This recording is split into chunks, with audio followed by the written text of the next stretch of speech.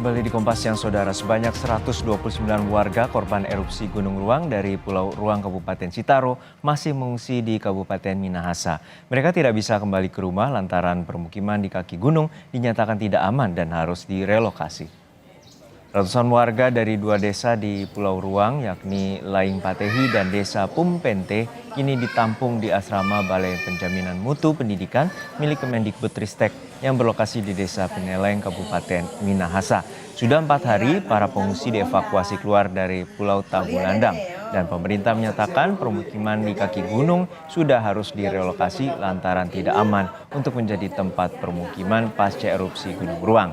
Lahan relokasi pun telah disiapkan pemerintah, yakni di Desa Modisi, Kabupaten Bolaang, Mongondo Selatan.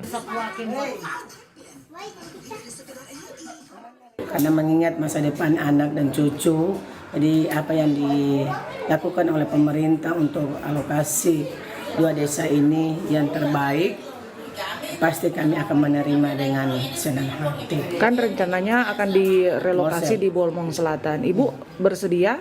Bersedia karena tidak mungkin pemerintah memberikan tempat yang tidak layak.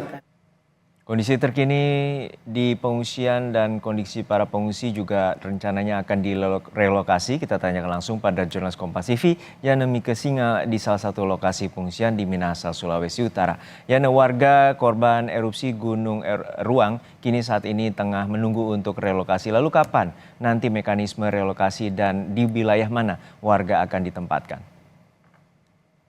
Ya, selamat siang Juno dan juga saudara. Saya informasikan bahwa saya saat ini melaporkan dari salah satu posko yang disiapkan pemerintah. Secara khusus posko ini menampung warga dari dua desa yang ada di Pulau Ruang, yakni warga dari Desa Pumpente dan Laing Patehi. Kami mendata tadi bahwa ada sebanyak 129 jiwa, orang dewasa, lanjut usia dan anak-anak mengungsi atau berada di tempat atau posko yang disiapkan pemerintah di Kabupaten Minahasa. Nah, sebelumnya kami juga telah meliput bersama-sama dengan Kepala Badan Nasional Penanggulangan Bencana Republik Indonesia Ledjen Suharyanto, dan juga ada Gubernur Sulawesi Utara Oli Dondo Kambe yang sudah menyampaikan dan menegaskan bahwa warga di dua desa, yakni Laing Patehi dan Pumpente yang berada tepat di kaki Gunung Ruang ini memang sudah harus direlokasi. Dan alasan relokasi ialah karena memang selain pemukiman tersebut sekarang sudah rusak akibat adanya erupsi Gunung Ruang, namun juga untuk kehidupan di masa mendatang, lokasi tersebut sudah dinyatakan tidak aman, sehingga memang korban tersebut, para korban erupsi di dua desa tersebut sudah harus direlokasi. Dan pemerintah menyiapkan skema relokasi.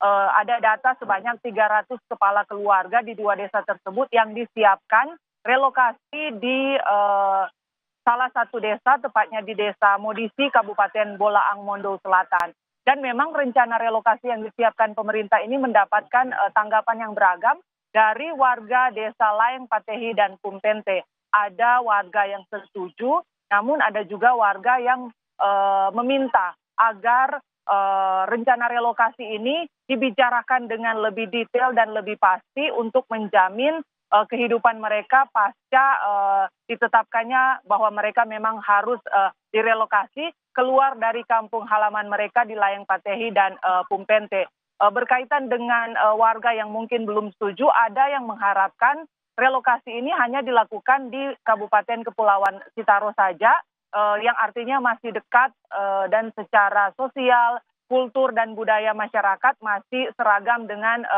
kondisi mereka saat mereka berada di Pulau Ruang ini sendiri.